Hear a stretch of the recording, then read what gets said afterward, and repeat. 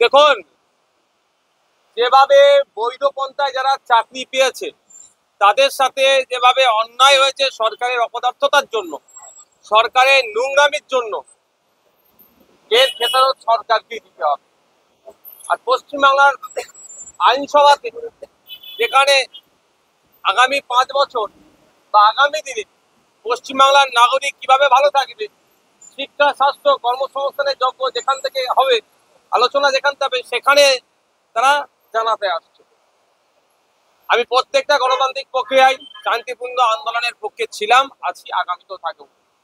তবে একটা কথা, শুধু শিক্ষক নয়, এর সাথে যারা শিক্ষক কর্মী যারা, তারাও আজকে তৃণমূল কংগ্রেসের দুর্নীতির তারাও শিকার হলো। যারা বৈধ পন্থা অবলম্বন করে চাকরি পেল, দুর্ভাগ্য, তাদেরকেও আজকে বাতিল করা হয়েছে। তাদেরকে 20,000 25,000 টাকা সাম্মানিক দেওয়ার যেটা হয়েছিল কোর্টের মাধ্যমে, সেটাকেও স্থগিত রাখতে বাধ্য হয়েছে। আজকে বিধানসভায় স্পিকার স্যারের মাধ্যমে রাজ্যের সংখ্যালঘু বিষয়ক ও মাদ্রাসা শিক্ষামন্ত্রীর দৃষ্টি আকর্ষণ করলাম, তাকে আবেদন করলাম যে পশ্চিমবাংলায় ওয়াকফ ভারতবর্ষের দ্বিতীয় বৃহত্তম ওয়াকফ সম্পত্তি পশ্চিমবাংলায় আছে। 1,43,000 একরের ঊর্ধ্বে সম্পত্তি পশ্চিমবাংলায় আছে, যার মধ্যে 25,000 একরের ঊর্ধ্বে সম্পত্তি এখনো বেহাত হয়ে আছে বা অবৈধ দখল হয়ে আছে।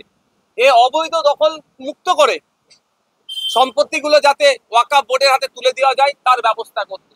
এই বলার কারণটা হচ্ছে এটাই, 2011 সালের আগে তখন তৃণমূল কংগ্রেস বিরোধী আসনে বসতেন, তারা সেই সময় বলেছিলেন, মুসলিম সম্প্রদায়কে আশ্বস্ত করেছিলেন, প্রতিজ্ঞাবদ্ধ হয়েছিলেন যে ক্ষমতায় আসলে ওয়াকফ সম্পত্তি উদ্ধার করব। ওয়াকফ সম্পত্তি উদ্ধার করা তো দূরের কথা, ওয়াকফ সম্পত্তি তৃণমূলের নেতারা লুট করে খাচ্ছে।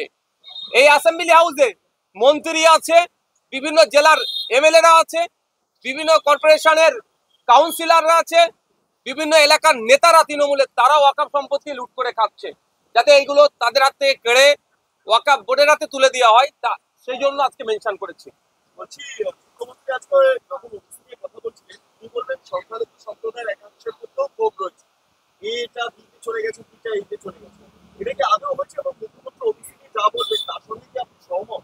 দেখুন, ঠিক যেভাবে মোদিজি অর্থাৎ কেন্দ্রের বিজেপি সরকার ওয়াকফ সংশোধনী আইন 2025 নিয়ে এসে মুসলমানদের উপকার করার স্বপ্ন দেখাচ্ছেন, উপকারের নামে অপকার হয়েছে, ঠিক একইভাবে নতুন ওবিসি এ, ওবিসি বি রিজার্ভেশনের নামে মুসলমানদের অতটাই উপকার করেছে যতটা উপকার মোদিজি ওয়াকফ অ্যামেন্ডমেন্ট অ্যাক্ট নিয়ে এসে করেছে। এই রিজার্ভেশনের নামে মুসলিমদেরকে সম্পূর্ণরূপে যারা আর্থিকভাবে দুর্বল তাদেরকে আরো ক্রমশ ঠেলে দেওয়া হয়েছে। কারণ ওবিসি এতে এতদিন শেরশাহওয়াদিয়ারা ছিলেন, এখন সেটাকে ওবিসি বিতে পাঠানো হয়েছে, মানে এটা হচপচ করা হয়েছে। আমার মনে হয় কমিশনে যারা ছিলেন মুখ্যমন্ত্রীকে বাইপাস করে বা ভুল বুঝিয়ে এই ধরনের লিস্ট মুখ্যমন্ত্রীর হাতে তুলে দিয়েছে, তার মাধ্যমে অ্যাসেম্বলি যে রিপোর্টটা পেশ করেছে এটা অনেক হচপচ, অনেক বিতর্ক আছে। যদি এই বিতর্ক না ঠিক হয় তাহলে কিন্তু এর বিরুদ্ধে যারা এই রিজার্ভেশনের মধ্যে পড়ছেন বা যারা ডেপ্রাইভ হয়েছে তারা ঐক্যবদ্ধভাবে আন্দোলন শুরু করবে।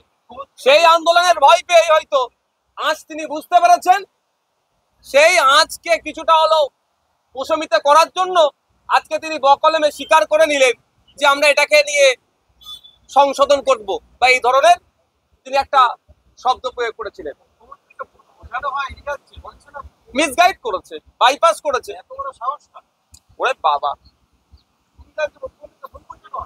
তার প্রমাণ তো এটাই বললেন আজকে হাউসেতে। পশ্চিমবাংলার মুখ্যমন্ত্রী আমাদের সম্মানীয় চিফ মিনিস্টার এটা বললেন, এটা কমিশনের ব্যাপার, ওরা দেখে নেবে।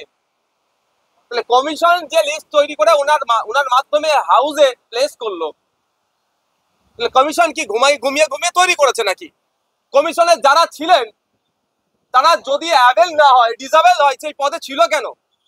কমিশনে যারা থেকে এই লিস্ট তৈরি হয়েছে, আগামী দিনে তাদেরকেও ছাড়বো না, তাদের কাছে প্রশ্ন করব। যদিও আমি ওবিসি বির মধ্যে আসেনি, আমি জেনারেল ক্যাটাগরিতে আসছি, তারপরেও বলছি প্রকৃত যারা আর্থসামাজিক ভাবে পিছিয়ে যারা এ ক্যাটাগরিতে ছিল তাদেরকে ঠেলে বি ক্যাটাগরিতে পাঠানো হয়েছে। বি থেকে এতে আসতে পারে, তাতে আমি বিতর্কে আমি জড়াবো না, কিন্তু এতে যারা ছিল তারা কি এখন আর্থসামাজিক ভাবে তারা লেভেলে পৌঁছে গিয়েছে? সে পৌঁছায়নি। তাদেরকে ঠেলে দেওয়া হলো কেন? কারা করেছে এটা? তাদের কাছ থেকে কিন্তু আগামী দিনে আমরা জবাব নেব। বিষয়টা নিয়ে কি আদালতে যাবেন? মানে মামলা তো চলছে সুপ্রিম কোর্টে, মুখ্যমন্ত্রীও বললেন। আলোচনা চলছে, যে সমস্ত জনগোষ্ঠীর সাথে এগুলো ডিপ্রাইভ হয়েছে তাদের প্রতিনিধির সাথে কথা বলছি, আরো বিস্তারিত আমরা জানছি। প্রাথমিক পর্যায়ে আমরা বিভিন্ন জায়গায় চিঠি চাপাটি করব, তাদেরকে জানাবো, কনসার্ন ডিপার্টমেন্টকে জানাবো, রাজ্যের অভিভাবিকা মুখ্যমন্ত্রীকে জানাবো এই জায়গায় ডিস্টার্ব হচ্ছে। যদি তিনি বা সেই দপ্তর দায়িত্ব নিয়ে এই সমস্যাগুলোর সমাধান করে নেয় তাহলে আইনি লড়াইয়ে যাওয়ার কোনো প্রশ্ন আসছে না। আর যদি তারা যে আমরা যেটা করেছি ঠিক করেছি, ভুলটাকেও ঠিকভাবে এস্টাবলিশ করার চেষ্টা করে, তখন আইনি লড়াই করতে হবে। শেরশাবাদিয়া যারা আছেন, আরো যারা জনগোষ্ঠী আছেন, যারা ডেপ্রাইভড হয়েছে তাদের হয়ে কথা বলতেই হবে। আমার সুবিধাটা যে একটু আগে দেখতে পেলাম চাকরি যারা হারা তারা আসছে বিধানসভাতে। তার আগে মুখ্যমন্ত্রী দিদির চলে গেলেন, আবার বিকেল 4টার সময় বিধানসভা রিটার্ন করলেন। মুখ্যমন্ত্রীকে এই যে পরিস্থিতি তৈরি হবে সেটার আগাম আঁচ পেয়ে তিনি বেরিয়ে গেলেন। এরিটা দেখুন, একটা কথা বলি, ওখানে প্রায় 1400 ঝুপুর মানে মানুষ, কেউ বলছে ঝুপুরপট্টি, কেউ বলছে দোকান পুড়েছে। সরকারের কাউন্সিলর জনপ্রতিনিধি বলছে নাকি আবার 400 জন। এই সংখ্যানেও বিতর্ক আছে। সেখানে একটা বড় ইনসিডেন্ট ঘটে গিয়েছে, স্বাভাবিকভাবে রাজ্যের মুখ্যমন্ত্রী সেখানে যাবেন। তবে যে চাকরি 26,000 চাকরি বাতিল নিয়ে যে ডামাডোল হয়েছে, এই দায়ভার